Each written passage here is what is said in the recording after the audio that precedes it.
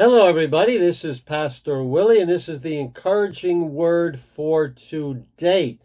All of my life, and I'm in my 60s, I've looked at the news, and always there's news about the Arab-Israeli conflict in the Middle East.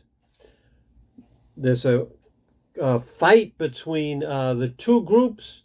Say some Palestinians are killed, then there's retribution, some Jews are killed, then it goes back and forth.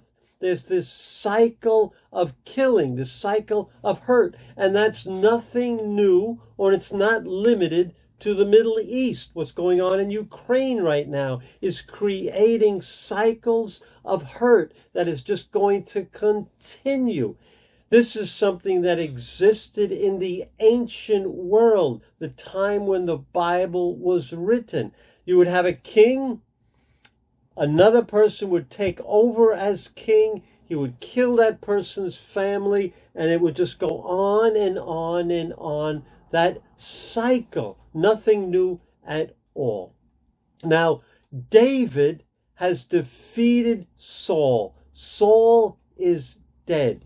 The thing that is expected to happen is that David would gather all of Saul's descendants and have them killed.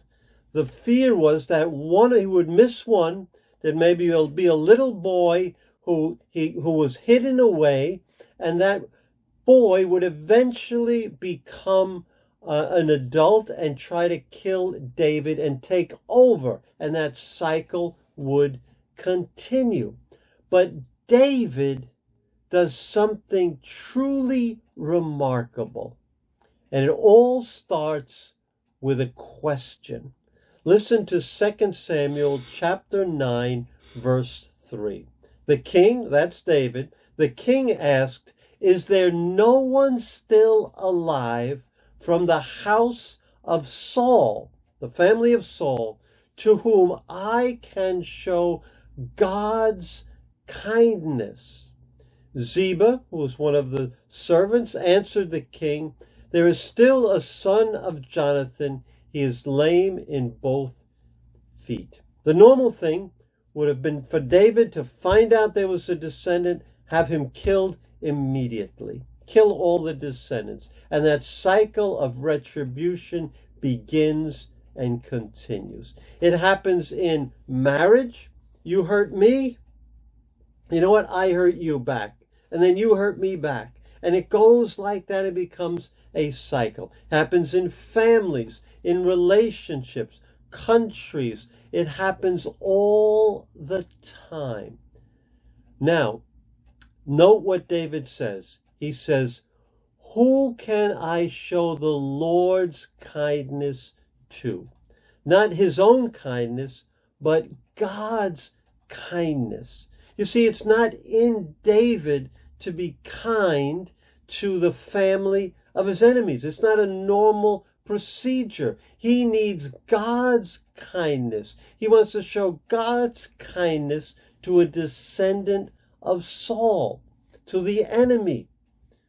God shows kindness to us. He showed kindness to me. While we were yet sinners, Christ died for us. That's Romans 5:8. And we see amazing examples of people showing God's kindness in the Bible. Think of Joseph, attacked by his brothers, sold as a slave, and yet he helps his brother, shows God's kindness. Think of the Good Samaritan. A Samaritan sees a Jewish person beat up an enemy. They were enemies. They didn't even talk to each other. He shows God's kindness to the person who had fallen among thieves. Ephesians 4:32 says this, be kind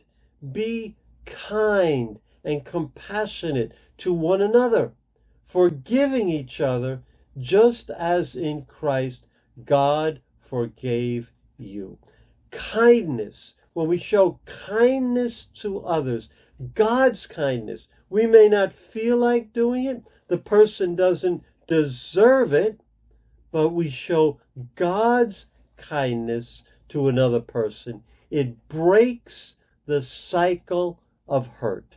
It breaks the cycle of revenge. It breaks the cycle of payback. So today, and David did that, he broke the cycle of hurt. Today, let's focus on kindness. Ask yourself, who can I show God's kindness to today? What a great question to ask yourself. See what God tells you. Pray and show God's love to that person. And I'd love to have a comment on how that worked, what God spoke to you. So this is Pastor Willie. This is the encouraging word, and I will see you again tomorrow.